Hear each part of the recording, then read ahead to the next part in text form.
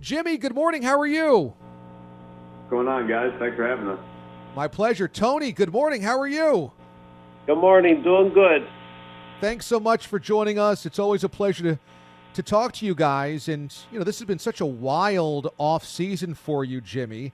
I'm wondering, with all of the speculation and all of the what will happen with the quarterback position in San Francisco, for Dad, Tony, is there any part of you that gets defensive or protective about your son and how people talk about him and his job in San Francisco? The first thought is you try not to read too much of it or listen to too much of it. It's people's opinions, and everyone has one. I have my own opinion, and like Jimmy and I have talked before, he's looking for the opportunity, and that's all we could really ask, and he has to take it from there. Jimmy, you're 24-8 as a starter. You led a team to a Super Bowl and a fourth quarter lead in that Super Bowl. Do you ever feel like, man, people forget how successful I've been? Well, that's not really the NFL. It's a what have you done for me lately type of business. And I know that. I've known that my whole career. And it's just one of those things. You got to go and do it again. So can't be satisfied with just doing it once. Got to go every season. Just keep going at it. Did John Lynch call you to talk about drafting a quarterback, specifically Trey Lance? Yeah, John called me. He didn't tell me who or how they were going to do it, but yeah, he gave me the heads up before. John has been really cool throughout this whole process. As far as the GM goes, I mean, he's as straightforward and just an overall good person, and you really got to appreciate him for that. And just throughout the whole thing, it could have got a little fishy here and there, but he was very straightforward the whole time, and I appreciate him for that. So, what was your thoughts to him? How did you explain your feelings about them drafting a quarterback?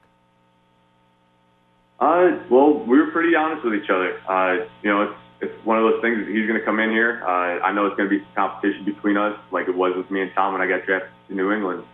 But at the end of the day, like my dad was just saying, all you could ask for is the opportunity. And so once they said you'll have the opportunity to start this year and fight it out, I was all for it. I'm ready for the competition, and that's what we're here for. Dad, Tony, do you feel like the Niners have showed appreciation for your son, or should they show more of it by not putting him in a situation where he's got to compete for the job? That's up to them. That's their choosing. I have my feelings who's the better quarterback and all that. I mean, it's my son, but it's competition, just like in the workforce with these kids signing today. No one's handing them anything. No one handed Jimmy. Trey's not getting handed anything. They're going to have to compete, and just like you do every day at work, you have to compete, and that's how life is. Well, Tony, that's a pretty, I think, healthy outlook on things. How do you feel like Aaron Rodgers is handling the Jordan Love situation? Oh, that's a whole nother story. Growing up a Bears fan, I don't want to even get involved with the Packers situation.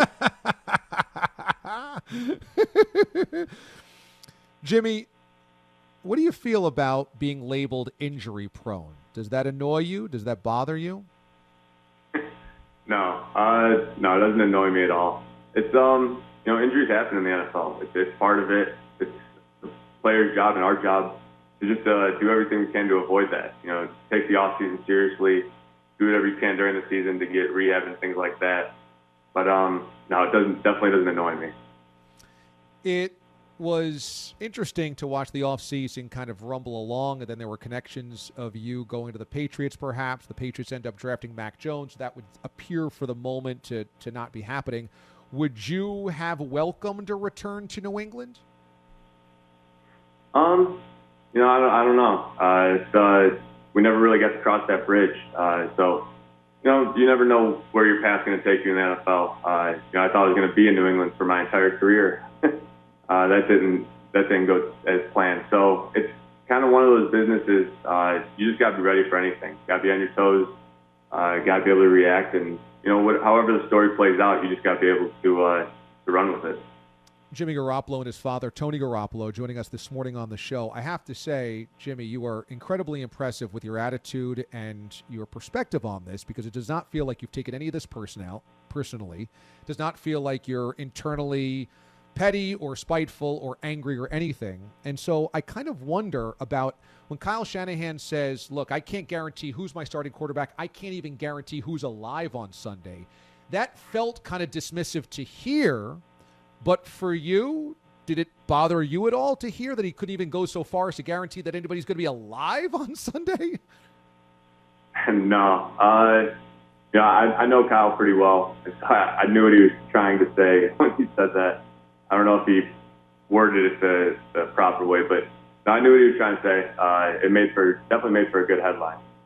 So this offseason, that's been rampant with speculation about you and where you might go, et cetera. There's been no part of this that has made you feel uncomfortable or frustrated at all, huh, Jimmy? No, not really. Like my dad was saying, I mean, my dad's an electrician, grew up in a blue-collar household. And so it's, I don't know, it's just one of those things. You got to roll with the punches. Whenever an opportunity presents itself, you got to be ready to take advantage of it. That's kind of what I've done throughout my entire career, and that's what I'm going to keep doing. So it's, and like my dad said, nothing's going to be handed to me. Nothing's going to be handed to anyone in this league. Just you got to go in there and work. Excellent attitude. Jimmy Garoppolo joining us this morning on the show, and his dad, Tony Garoppolo. Tony, you are a 40-year career electrician, and it is vital for this country to have a resurgence of the economy, to have a skilled workforce ready to go into jobs like that. How can we make sure we're connecting the two, the demand in the workforce for skilled laborers and making sure that high schoolers understand their opportunities there? Well, that's the thing. The high school students have to realize that there's other avenues to take besides going to college. It's not for everyone. Between Skills USA, Klein Tools, Home Depot, they've given these kids an opportunity that they should take a look at. It's not for everyone. The skilled trades aren't for everyone. But at least if you take the opportunity and take a look at it, you'll find your niche and which direction you want to go in. And there's a shortage of skilled workers for these jobs. And the country has to do something to get people involved with them. And it's a great way to make a good living. We've got a lot of young people that listen to this show, and they're coming through high school or they're coming through college, and they're wondering what their path is going to be. Jimmy, tell our listeners that are young and interested where they can get more information about this program. All they have to do is Skills USA, National Signing Day today. The Klein Tools is presenting it. Like my dad said, Home Depot is big helper out with this, and it's just it's a great opportunity for the kids. Having a shortage of this stuff, it's nothing to joke about. I mean, my dad always said, he's like, you can't have a football game without the football lights. Someone's got to put those lights up. So it's it's all tied together. No doubt. And if you go to Klein Tools on social media, they'll find plenty of information on all this. Klein Tools anywhere on social media or the web, and you'll be able to find plenty of information on this. Always impressive family, the Garoppolos, Jimmy and Tony. Guys, thank you so much for your time. Tony, congrats on reaching 40 years. Not many of us do 40 years of anything, but you're still kicking, which is awesome. And Jimmy, I appreciate your attitude and your perspective on the football as well, man, and being honest about all these questions that I threw at you. So thanks, both of you, for joining us on the show today. Thanks for having us. You got it.